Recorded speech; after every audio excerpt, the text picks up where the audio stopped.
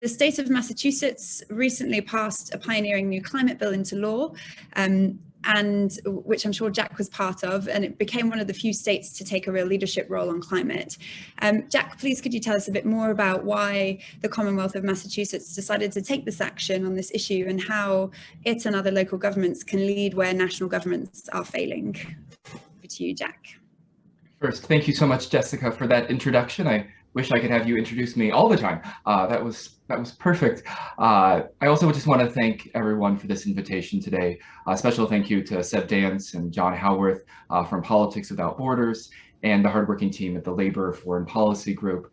And to the previous presenters from the other side of the pond, all I can say is, wow, you have given me so much to think about, and I'm sure everyone watching at home feels the same. And it's truly humbling to be with you on this panel. Seb, I know we're going to hear from you very soon, but to answer her question, I want to reflect a little on the first time I met you. It was a few years back at a conference in DC. I hope you remember this because you stood in front of a group, a couple hundred of mostly US elected officials, and you railed against the rise of nativism and nationalism back in the UK.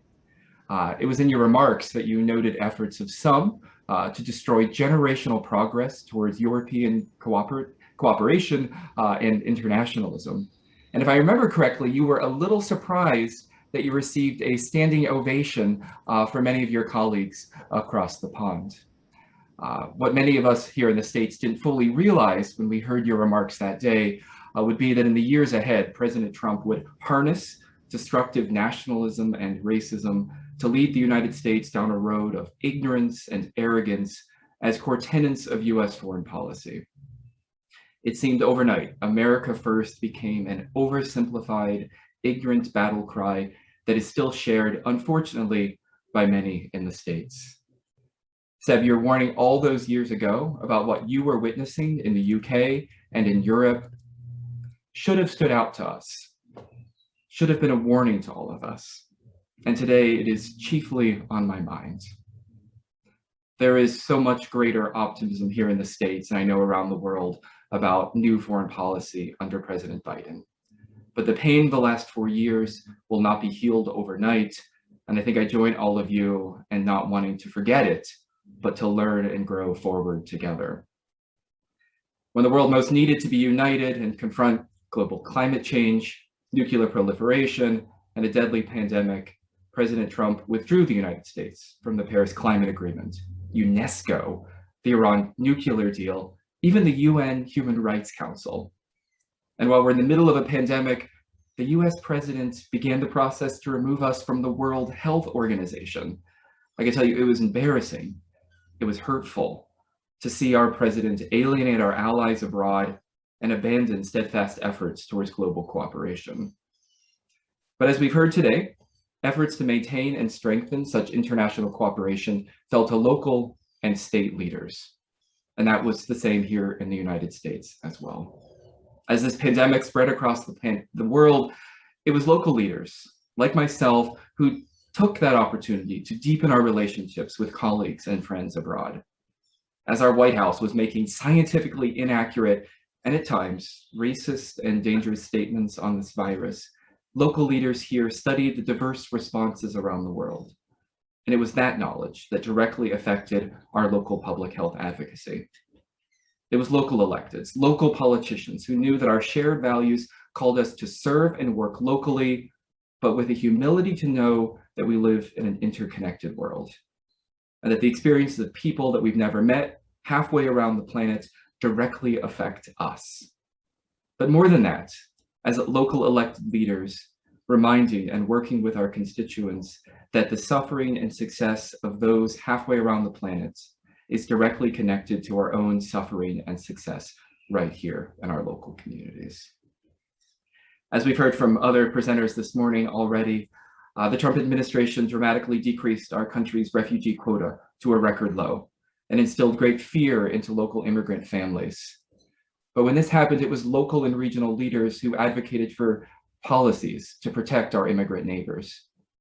Policies that couldn't be as protective at the local level as they would have been at the national level, but policies that kept families together. It was during this pandemic when refugees in my own community here in Framingham, Massachusetts, refugees who fled Syria felt that they weren't necessarily welcomed anymore in the United States. It was the essential role of local leaders to make sure that they knew that they were loved, they were supported, they were welcomed, and that they were contributing to our community in a positive way.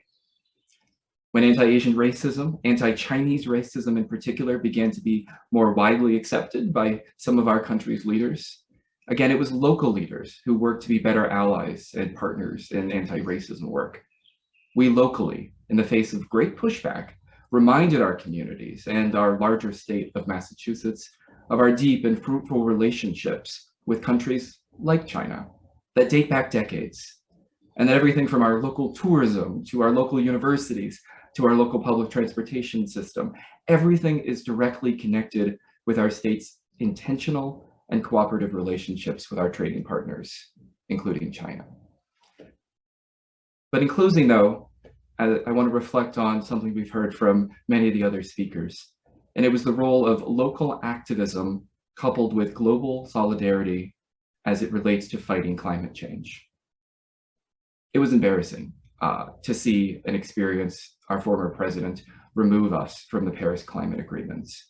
But in that moment, it was states like Massachusetts who committed themselves to meeting the goals of that global agreement. Regardless of what our national leaders were doing, states like ours knew that the path forward required us to do more at the state and local level. When the Trump administration doubled down on outdated climate policy, Massachusetts made the investments and did the groundwork to host what will be the first commercial scale offshore wind park in the United States. I know over in Europe, you've had these for a while. This will be our first. We're really excited. And while the turbines themselves will be provided by Boston-based General Electric, this enterprise is truly a global endeavor, with it being a jointly owned venture by the Copenhagen Infrastructure Partners and the Spanish company Iberdrola. While a sizable chunk of this credit goes to our Speaker of the House here in Massachusetts, Ron Mariano, for his lifetime of work on wind policy, it was because of local activism, regional statewide investments, and intentional partnerships that is going to lead to this wind farm coming online, hopefully in the years ahead, that will provide electricity to 400,000 homes. Again, you in Europe have set the way for us. We're catching up, and words cannot express how excited we are to have this new enterprise right here in Massachusetts off our shores. I know there's so much greater hope, as we've all talked about President Biden's White House, but I believe now it is more important than ever for local and regional leaders to partner globally. Because my small community, the one I represent right here in Framingham and Ashland, Massachusetts, I know that my communities cannot prosper alone, and that none of our cities or regions or countries are truly isolated islands, no matter what some politicians might like to think. And if, because of all the efforts of people on this panel, the local and international commitments of the Labor Foreign Policy Group and Politics Without Borders, today I'm left with so much more optimism than I had even an hour ago.